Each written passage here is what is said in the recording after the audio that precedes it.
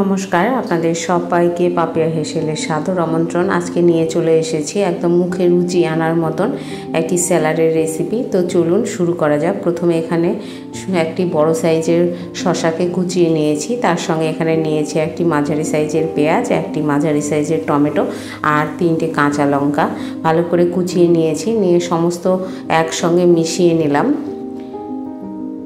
শসা, পেঁয়াজ, টমেটো আর লঙ্কা কুচিয়ে নেবার পরে আমি এর ভিতরে দিয়ে দিচ্ছি পরিমাণ মতন লবণ আর দিয়ে দেব হাফ টিস্পুন মতন চাট মশলা, বা আপনারা চাইলে আমচুর পাউডারও দিতে পারেন। দিয়ে এটাকে ভালো করে মিশিয়ে নিলেই রেডি হয়ে যাবে দারুণ স্বাদের স্যালাডের রেসিপি। এটা গরম গরম ভাত বলুন কিংবা খালি মুখেও বলুন, এটা এই সময়ে মুখের রুচিটা একদমই থাকে না। এই সময় মুখের রুচি ফেরার জন্য দুর্দান্ত একটি রেসিপি।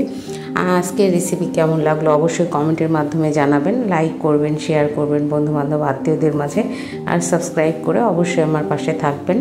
ধন্যবাদ।